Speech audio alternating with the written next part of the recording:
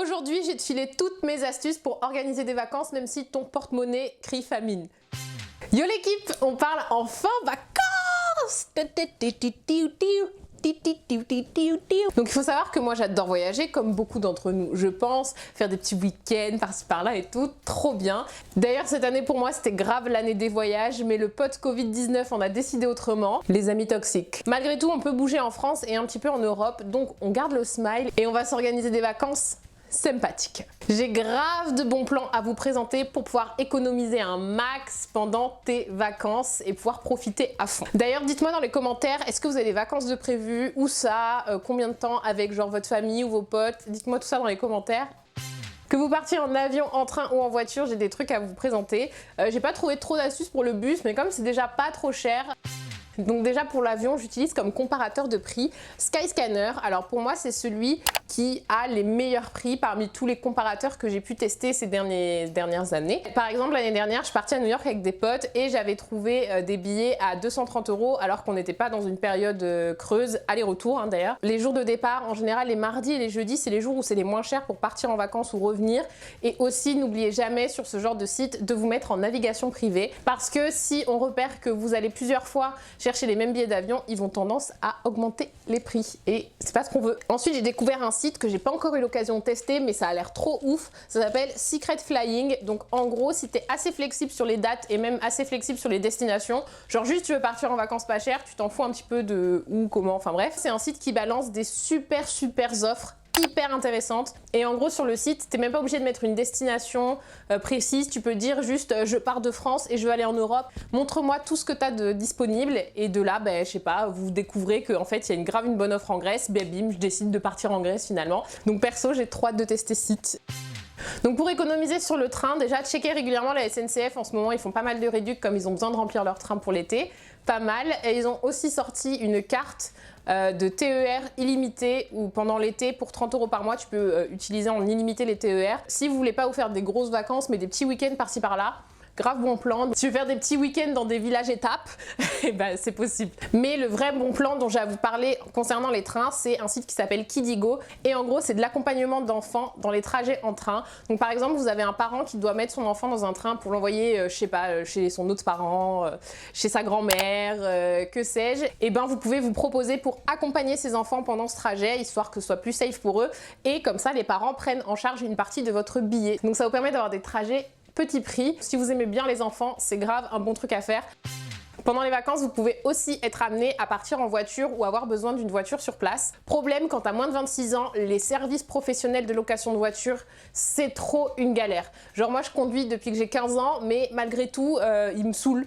Ils sont en mode non, tu es quand même jeune conducteur. Déjà, je suis plus jeune conducteur, j'ai juste pas encore 26 ans. Enfin, vraiment, c'est votre seul argument. Et deuxième truc, quand tu loues via des services professionnels, souvent, ils te demandent de déposer une caution. Alors souvent, la caution, elle est pas retirée de ton compte, mais il faut quand même avoir les genre 800 balles ou plus sur ton compte pour pouvoir louer la voiture. Et pour pouvoir réduire cette caution, il faut que tu payes un truc en plus. Mais relou. Je passe par une appli qui s'appelle Getaround. Après il y en a d'autres, mais celle-ci je sais que je l'aime bien et elle fonctionne pas mal. C'est de la location entre particuliers et du coup c'est bien moins cher, il n'y a pas de caution et ils font grave moins chier sur les jeunes conducteurs. En plus sur Getaround, si comme moi vous avez du mal à rencontrer des inconnus, genre pour aller louer leur voiture et tout, genre moi c'est un truc que j'aime pas faire, je suis timide de ouf. Donc vraiment que j'aille chercher la clé chez quelqu'un, ça me gêne, ça me gêne. Et en fait sur Getaround, le truc pratique c'est que y a beaucoup de voitures qui sont équipées d'un espèce de boîtier qui fait que tu n'as jamais besoin de rencontrer la personne. Genre tu déverrouilles la voiture de ton téléphone, tu fais l'état des lieux de ton téléphone aussi, bim bam boum, tout est automatique, tu récupères les clés dans la boîte à gants. Enfin c'est trop bien, c'est trop bien. Du coup t'as même pas besoin d'interagir avec des êtres humains avec lesquels tu n'as pas envie d'interagir. Les introvertis comprendront ce que je suis en train d'expliquer je pense. Puis ça veut dire aussi que tu peux rendre la voiture à minuit si tu veux, tu peux aller la chercher à 1 h du matin si ça te fait plaisir. Ensuite, histoire d'anticiper votre dépense en voiture, pensez à utiliser Mappy, donc et à mettre je vais à tel endroit en vacances, je pars de là, je vais là, et ça vous donne combien d'essence vous allez avoir besoin et de combien de péage ça va coûter, donc ça vous permet un petit peu d'anticiper. Petite pause, si vous voulez des idées de destinations pas chères pour partir en vacances, je vous mettrai dans le petit i je ne sais jamais où la vidéo que j'avais faite il y a 1 ou 2 ans, je sais plus, peut-être 3 ans même, sur des destinations pas chères pour partir. Donc il y a des destinations un peu à l'international, mais vous pouvez aller voir celle-ci et je pense que je vais en faire une autre avec des destinations uniquement françaises très bientôt. Et maintenant, on va pouvoir enchaîner sur le logement. Concernant les logements, c'est aussi... J'ai fait une Jojo pause. Concernant les logements, ça peut aussi être un très gros poste de dépense. Première astuce, si vous allez sur Airbnb, pensez au lieu de prendre des logements entiers, de prendre des chambres privées. Parfois, si vous restez pas trop longtemps dans une destination, c'est grave moins cher. Parfois, vous croisez à peine le proprio.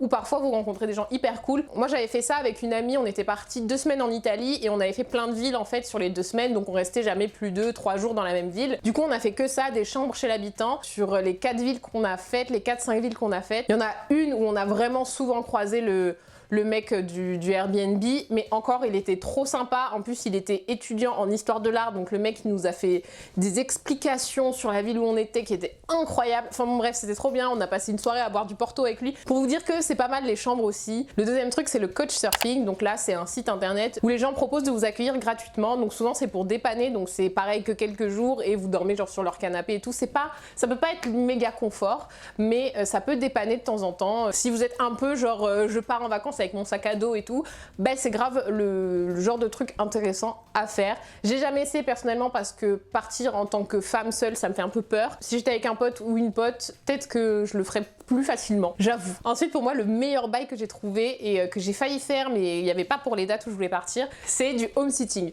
Donc en fait c'est des gens quand ils partent en vacances, ils ont besoin que quelqu'un s'occupe de leurs plantes, s'occupe de leurs animaux, s'occupe de leur maison et il y a des sites où ces gens mettent des annonces et du coup vous pouvez aller babysitter, enfin home-sitter leur maison. Donc juste vous allez chez eux pendant qu'ils sont en vacances, vous occupez de la maison, vous arrosez les plantes, vous faites un brin de ménage. C'est des petites choses mais qui vous permettent d'avoir un logement gratos. Et souvent quand c'est des maisons qui ont besoin d'être home-sittées, genre c'est vraiment que c'est des belles maisons, tu vois.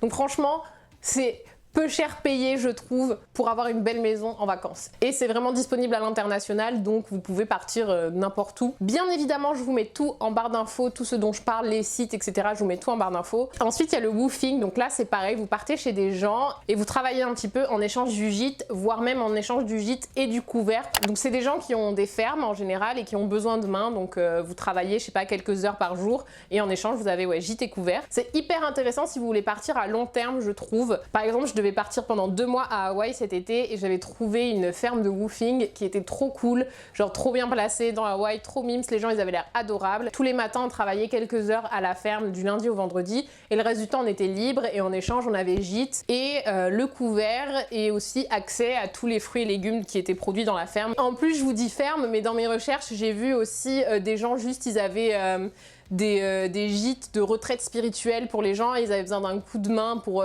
faire les repas ou des trucs comme ça. En échange ils te donnaient le gîte, le couvert, même des cours de yoga. En plus il y a pas mal de fermes de woofing qui te permettent de venir à plusieurs, à 2, 3. Donc si tu veux partir avec tes potes, c'est cool, vous vous soutenez dans le travail et puis l'après-midi vous allez faire votre life.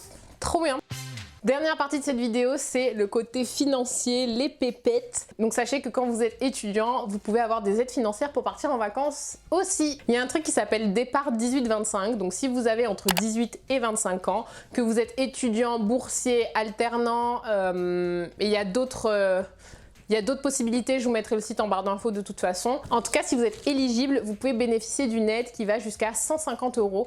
Donc c'est pas négligeable pour les vacances, 150 €, ça fait un petit argent de poche sympa quand même, on ne dit pas non. Donc voilà, il faut s'inscrire, il me semble qu'il y a un dossier à remplir. Et dernier point, pensez à votre carte étudiante, partez toujours avec en vacances. Surtout en France parce que vous avez du coup accès à plein de réductions hyper intéressantes. Mais si vous voulez partir à l'international, sachez que la carte étudiante internationale, ça existe aussi. Donc c'est la carte EASIC. Soit votre école vous la fournit, soit vous pouvez la commander, elle est à 13 € je crois, et bien sûr il faut prouver que vous êtes étudiant. Vous allez pouvoir accéder aux réductions étudiantes dans n'importe quel pays où vous allez et ça c'est trop cool. En plus eux sur leur site ils proposent aussi plein d'activités à prix réduit, genre le parc Astérix j'ai vu passer l'autre jour. Donc pensez-y pour pouvoir faire des activités sur place à moindre frais.